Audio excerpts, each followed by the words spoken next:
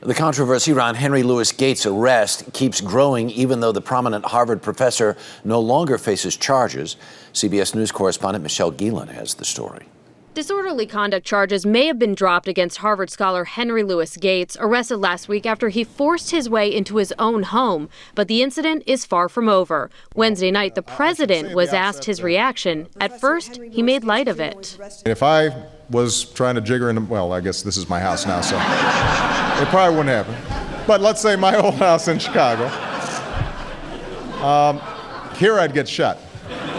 But then, admitting a bias towards a personal friend, he made his feelings clear. The Cambridge police acted stupidly in arresting somebody when there was already proof that they were in their own home.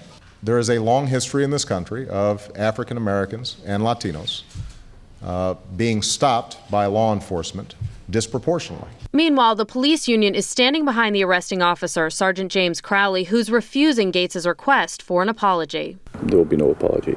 Is this now and ever no apology? Yes. Michelle Gielan, CBS News, New York. Joining us now is Professor Gates' daughter, Elizabeth, a writer for thedailybeast.com. Good morning. Good morning. Thank you for having me. You talked to your dad. Yes, I've talked to my dad at length. Is there a way to know what happened in a given moment that would once and for all let us know what it was that made what would have seemed to have been a routine situation not so routine? I'm not exactly sure what it was. You know, I wasn't there either. I just know that my father has always been a law-abiding citizen, and my father has always been on what he's described as the right side of the law. And I know that whenever he's been questioned about anything, he's always been very upfront. And I know if somebody came to his door and demanded to see his ID, he would have been forthright with all the proper documentation immediately. Is there something in this that says, I'm not going to take this? I think after Sergeant Crowley followed him into his home was when he knew that this wasn't going to be standard procedure.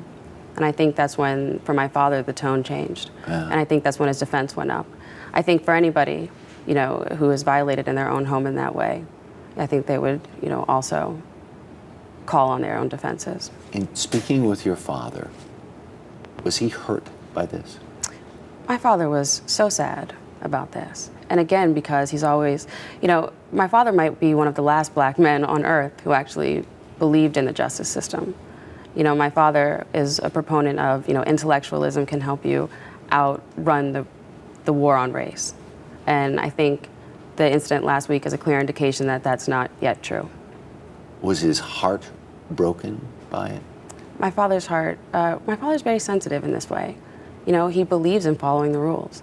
And when they're broken, it kind of disturbs his sense of security. And yeah, he was deeply heartbroken. I was not surprised, but he was very surprised. It was interesting because one of the things your father said was, all I want is an apology from this guy. Simple human apology. And the officer in question has said, no way, no how. I just saw that actually for the first time here on this show. I was surprised. I'd actually never seen him before. So yes, I was surprised that he said no way.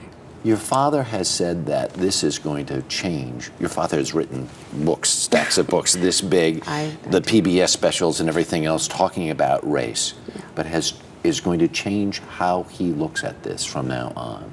Yeah.